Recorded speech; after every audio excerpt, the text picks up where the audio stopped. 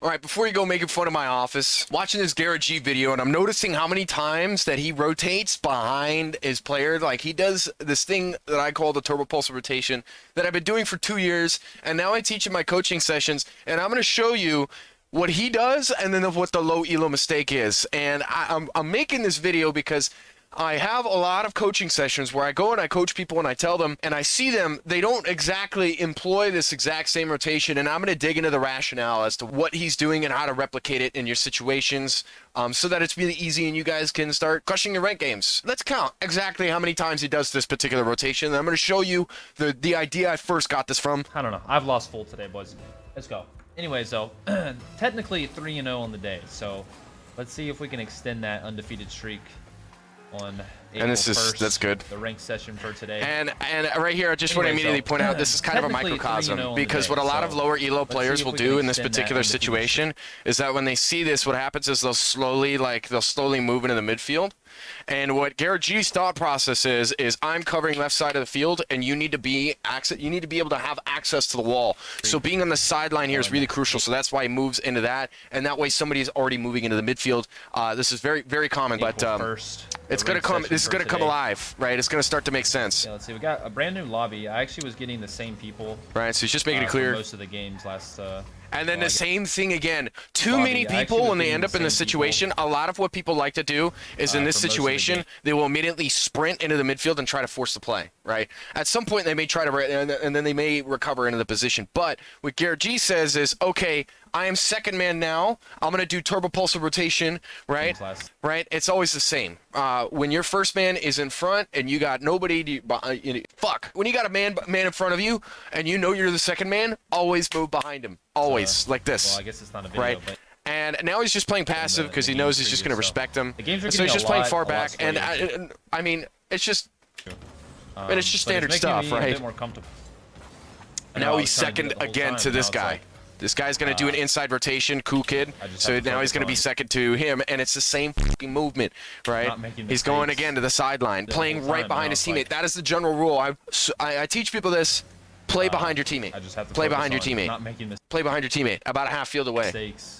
And I mean, it's really, really defensive, but it's also really offensive because you're going to be able to explode into position when you go and do this. I think it would have worked if I didn't get that block. Nice, cool. What is his name? Cool save. Right now he's third man, and again moving into the sideline, the same shit, right? Nice, cool. And so. What is his name? Cool save. Now he knows he's third, but again, he moves into the sideline, right? And now he's just waiting. Like he drove on the backboard for the touch. That was really smart. He was the first man that just went. So after you go, straight aerialing for the ball, you just got to rotate out. So he can either do one of two ways. He can either rotate on the side pads, right? Or he can go through the mid. So in this case, he just opts to go through the mid just for a fast recovery.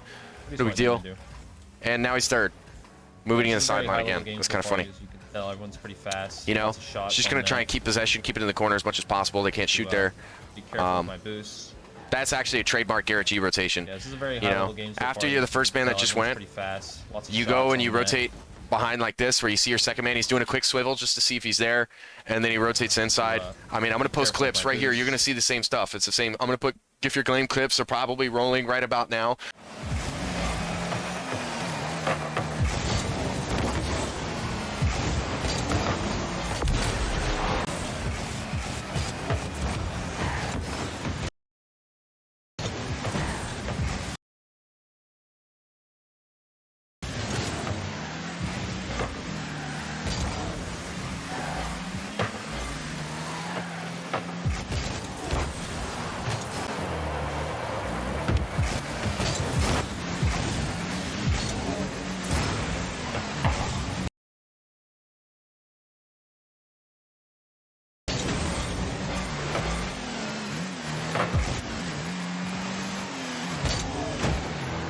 Right, as you're the first man that just went, continue to be in the midfield and wait to go into back post. You don't want to rotate into back post so fast. It's a big mistake that a lot of people make. It's a big mistake that Squishy Muffins did in the regional finals against Envy Gaming. Where did this idea first come from? Back in 2018. I'll show you. I ran into Squishy Muffins and Turbo Pulse 3 years ago, actually. This is 3 years ago. I can't, I'm saying this in 2021. I keep thinking it's 2020.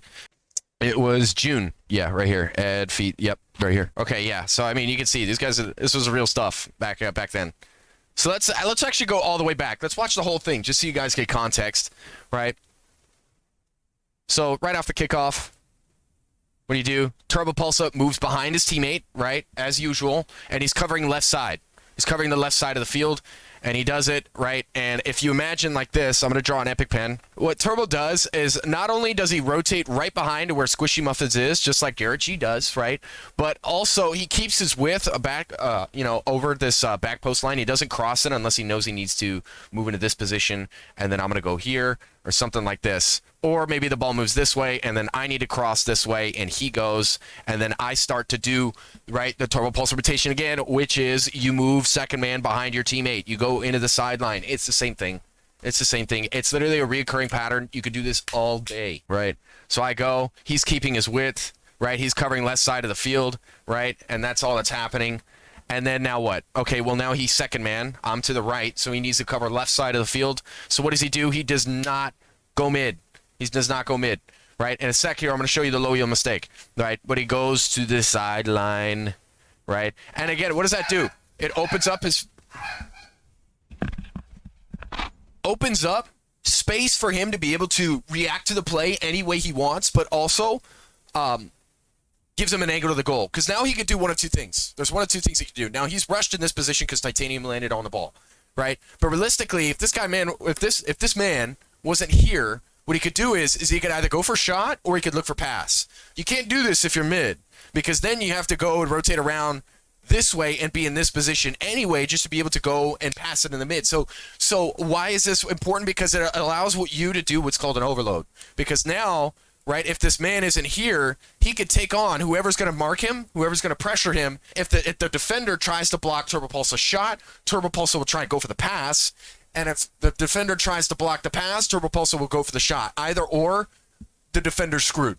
Okay, so that's the idea. So you need to do this, but you need to have your width in the first place and plenty of space to be able to react to the play. This is why Turbo Pulsa is so good with any team he plays with, because he's just really, he doesn't really force plays and he's not over aggressive. He tends to play back and not force anything. Right, so let's go over the low elo mistake. What was it? I'm actually going to bring up a coaching session right here. I'm going to play the clip. So you want to play behind your teammate, right? Only on offense can you push up, okay? Only on offense. On defense, when they have possession, the first man just has to bait it, and then you take. Technically, you're going to be the guy that receives it. This is why I say, also, this is why I said to you in the beginning of the session, play a half field away from me. Because this flick happens and it's gonna really be hard, right? So then you're here, and now your angle is you're shooting, and now it's a threat versus just hitting it against the wall, and then they make it clear right off this bounce. Get what I mean? This is what I was seeing a lot of the game, dude. A lot of the game, the same recurring pattern. So now I gotta rotate back. That guy's not a threat. And then I think you did it again here. Yeah, you went mid. See? Same shit. That's what I'm saying, man. The goal is, right, no pun intended, you have to move behind me like this. It's the same in threes as well. They come like this, he hits it mid, and now fucking you're all over this shit. You're going to be faster than my camera at this. But you would be scoring, because now your angle is here rather than right here. You can't score here because you're going to have to go around somehow and be in this position in the first place just to have this angle to score, versus putting yourself here in the first place and then shooting. Get what I mean?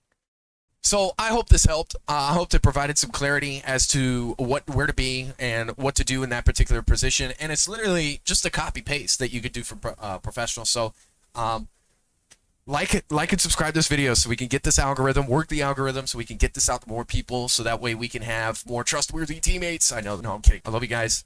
Have fun. Be safe. Peace.